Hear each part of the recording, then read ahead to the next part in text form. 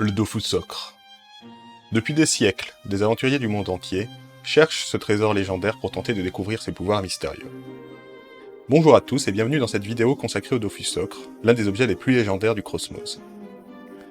Que vous soyez adepte de cet univers ou juste curieux, restez avec nous pour en savoir plus sur cet artefact. Avant de démarrer, pensez à vous abonner et à aimer la vidéo si celle-ci vous plaît, et n'hésitez pas à utiliser la section commentaires pour débattre. Le Cosmos et les Dofus. Avant d'entamer l'histoire du Dofus Socre, il va nous falloir parler des Dofus. Mais pour parler des Dofus, il nous faut parler des dragons, et pour parler des dragons, il nous faut parler des dieux. Pour celles et ceux qui ne sont pas familiers avec l'univers d'Ankama, le Cosmos est l'univers monde, au sein duquel se trouve une planète en particulier, le monde des 12.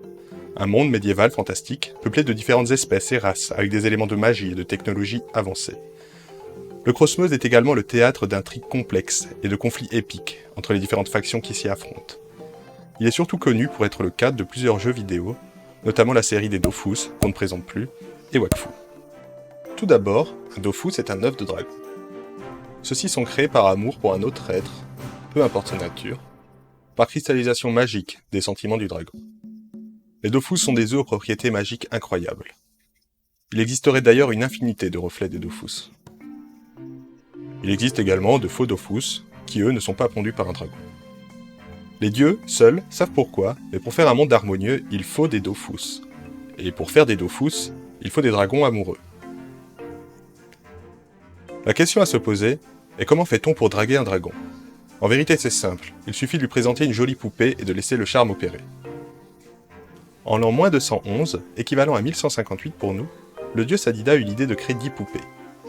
Elles allaient être conçues dans un but unique, séduire les 10 dragons primordiaux afin qu'ils engendrent des Dofus. Mais Sadida voulait plus pour elles.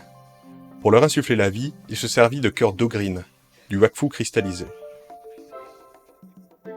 Le Wakfu est l'énergie créatrice. Il est présent dans toute chose, en mouvement constant, traversant tout ce qui vit. Sadida confectionna les poupées à partir de végétaux qu'il faisait jaillir à sa convenance, s'appliquant à leur donner un caractère unique. Ensuite, il offrit à chacune d'entre elles une partie de son pouvoir divin, afin de les rendre immortelles et exceptionnelles. Les premières poupées, créées par Sadida, pourraient sembler bien singulières aux profanes. Mais qui pourrait se vanter de connaître les goûts des dragons? Après tout, ce sont des êtres à part. L'amour des dragons doit être vu comme un sentiment différent des humains, puisqu'ils offrent un Dofus en reconnaissance de la pureté d'un être, d'une qualité immense. Sadida fut inspiré. Il osa des formes de plus en plus harmonieuses, façonnant les suivantes avec une apparence plus humaine. L'opération est un succès, certes. Seuls 6 dragons sont séduits, car certaines poupées sont moins belles que les autres, ou peut-être moins douées pour les choses de l'amour. Mais le résultat est là, les 6 Dofus primordiaux sont pondus. C'est la fin de l'âge primitif, et le début de l'âge des Dofus. Bienvenue en l'an 0. Notons également que les dragons sont des créatures ayant de grands pouvoirs, notamment celui de se transformer en n'importe quelle créature. De plus, lorsqu'un dragon meurt, il peut choisir de se réincarner dans un Dofus de son type, ou alors de rester dans un autre plan d'existence. Les dragons primordiaux habitent le monde des 12 et sont liés au dieu Osamodas. En effet, ce sont les fils des 3 dragons d'Osamodas. 6 d'entre eux ont pondu les Dofus primordiaux. Les œufs de dragon sont des miracles, infinis, multiples, mais ne formant pourtant qu'un. Toutefois, un simple mortel ne pourrait pas révéler pleinement le pouvoir d'un Dofus. Chaque œuf de dragon émettant une pulsation, les 6 se mettent à battre à l'unisson, répandant ainsi l'harmonie dans le monde des 12. Le désordre prend fin et une onde positive envahit la planète. On appelle Dofus primordial un Dofus qui fut utilisé par les dieux Xelor pour bâtir son horloge divine et quantifier le temps qui s'écoule. Leurs pulsations battant à l'unisson, ils sont le garant de l'harmonie. Le Dofus Socre, à l'âge des Dofus, est celui du Wakfu. Terracourial est le dragon élémentaire de la Terre, né du souffle de Spiritia, un dragon d'Osamodas. Il créa le Dofus Socre par amour pour la poupée Maminala. Terracourial vit sur une île, nommée aujourd'hui île d'Otomai, où il fait son nid à la cime de l'arbre Akam, le gigantesque arbre se trouvant au centre de l'île. Il est à noter que son territoire fut emporté sous les eaux, ce qui rongea une grande partie du territoire du dragon. En subsiste aujourd'hui une île au large du continent. Maminala est la première poupée Sadida. Elle est très petite, créée à partir de matériaux simples. Elle possède cependant un humour décapant, parfois piquant. Malgré sa taille, elle possède un grand cœur. ce qui en fait la poupée du réconfort et de la bonne humeur. C'est en moins 211 que le Dofusocre est pondu, après que Terracourial ait rencontré Maminala au milieu d'orchidées dans la canopée. Terracourial, qui de nature ne s'expose pas au monde et attend la nuit tombée avant de quitter son nid, est fou d'amour. Cela le pousse à divaguer au gré du vent durant la journée. Il quitte son nid de plus en plus souvent, pendant quelquefois des semaines. Lors d'un retour, il se rend compte que ses œufs ainsi que Maminala ne sont plus là. Un vent malin les entraîna au fond d'une tourbière. Il partit à leur recherche, et personne ne le revit depuis lors. Cette tourbière est l'antre du Kralamour géant, une créature gigantesque. Aussi vieux que l'île, il est responsable de la mort du dragon. Il est dit que ce serait Osamodas lui-même qui ordonna au Kralamour de tuer Terracourial. Aurait-il eu un coup de pouce du dieu ? Mystère. Quelques années plus tard, en l'an 10, Aguabrial, un autre dragon primordial, dupé par Djol, un démon, pond un second Dofus turquoise et donne naissance à Bolgroth. Événements qui seront l'objet d'une vidéo prochaine. De plus, aux alentours de cette date, les Dofus primordiaux sont confiés à la confrérie des gardiens.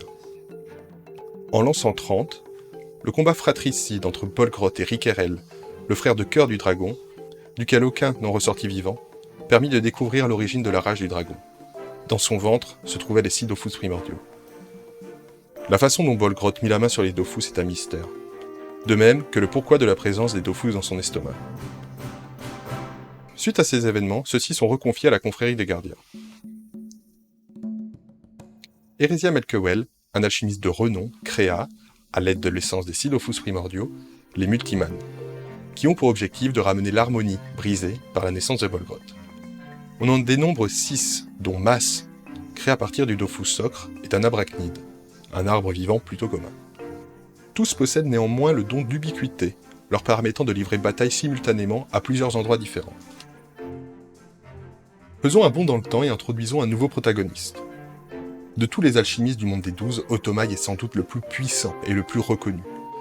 De poudres en potions, de créatures étranges en métamorphose, ce savant un peu fou multiplie les expériences et s'exile même sur une terre tropicale, une île qui porte désormais son nom, pour pouvoir continuer ses recherches dans un grand laboratoire naturel.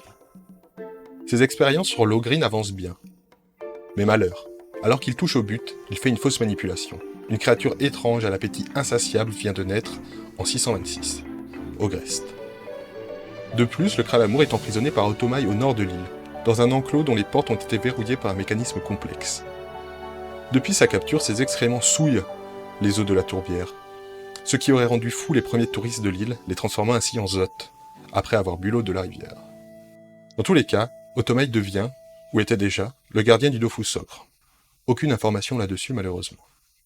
Il tente également de réunir les différentes espèces animales du monde des 12 grâce à son arche, afin de pratiquer de mystérieuses expériences. Sans succès. Quoi qu'il en soit, c'est par un beau matin de l'an 634 qu'a lieu le jour maudit. Les œufs de dragon ont disparu. Les créatures les plus féroces du monde des 12 les ont volés. Tout de suite, les aventuriers se mettent en tête d'aller les récupérer. Ils prennent d'assaut les tanières, les forêts, les donjons. Sans succès. Otomaï, quant à lui, n'est pas en panique. Le Dofusocre est toujours en sa possession. Certaines sources diront que le Shenmue le vola durant ce jour, mais il ne faut pas croire tout ce qu'on entend. Petit aparté concernant Terracourial. L'âme du dragon des forêts est présente dans le plan astral, lieu où se rencontrent et se mélangent les rêves. Du fait de son échec, Otomaï décide de s'en remettre aux aventuriers, à qui il demande de lui capturer l'âme des monstres dont il a besoin. En récompense, il leur promet un Dofus. Mais pour en être digne à ses yeux, d'en être le gardien, il faudra refermer le sceau du dragon. Comme le disait si bien mon oncle Ben, un grand pouvoir implique une grande responsabilité. En effet, Terracourial semble avoir scellé un démon au cœur de la forêt maléfique. Elmina et Dark Vlad souhaitent libérer cette créature. Otomaï, de son côté, a réussi à créer plusieurs exemplaires du Dofusocre, n'ayant certes pas le pouvoir de l'original, mais suffisamment pour duper les aventuriers qui voudraient s'en emparer. Il a également procédé à des recherches sur les Dofus, et en a notamment conclu que les dragons pouvaient être à l'origine d'une couvée entière de Dofus. Cependant, un seul d'entre eux pourra être capable de donner naissance à un autre dragon. Sans qu'il ait toutefois réussi à l'expliquer, pensant que cela serait d'ordre transcendant, donc pour l'instant encore inaccessible à nos esprits rationnels. Pour faire simple, nous sommes encore trop idiots.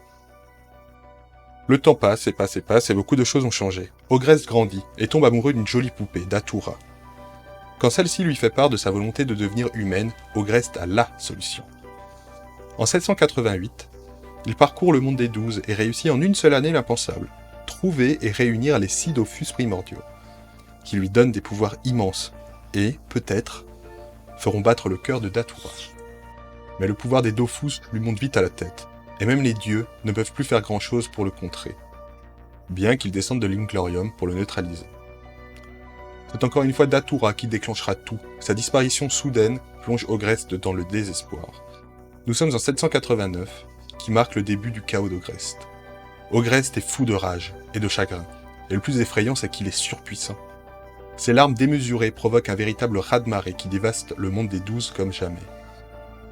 Cette soudaine montée des eaux bouleverse tout l'écosystème, et de nombreuses personnes disparaissent. On dit qu'Ogrest n'est jamais redescendu du mont Zinith sur lequel il s'exile. En 988, Terracorial apparaît avec les autres dragons primordiaux, quand Ogrest combat Yugo et Sir Tristopin de Percedal, dont on ne va pas parler aujourd'hui. La réincarnation du dragon est donc antérieure. Quand le combat termine avec l'expulsion des Dofus primordiaux du corps d'Ogrest, Ogrest remet les Dofus aux dragons, en les sommant de les protéger. D'autres sources disent que Terracorial confie la garde du Dofus ocre à Yugo. Décider que la meilleure solution pour garder ces Dofus est de les avaler, pas bête comme technique, bien que la digestion doit être moins évidente. Bien que votre course Dofus est encore peut-être d'actualité via le MMO Dofus, n'oubliez pas 3 choses. Vous allez vous en défaire, de gré ou de force. En effet, Ogrest va mettre la main dessus. Otomai semble vous avoir transmis un Dofus ocre qui n'est pas l'original. De plus, un simple mortel ne pourrait pas révéler pleinement le pouvoir d'un Dofus. Cette longue vidéo a mentionné un bon nombre de protagonistes et de personnages nécessitant une vidéo à part entière. Je vous laisse la section commentaires si vous souhaitez me suggérer un épisode. De plus, la timeline en Kama est en perpétuel mouvement. J'ai tenté de recenser les événements selon les dates ou dates évaluées. Certaines périodes ne possèdent aucune information concernant le Dofus ocre. Et vous? En êtes-vous toujours à servir sur un plateau d'argent les âmes de toutes les créatures pour qu'Otomai vous lègue un faux Dofus? Et selon vous, si nous n'étions pas de pauvres mortels, quels pourraient être les réels pouvoirs du Dofus ocre?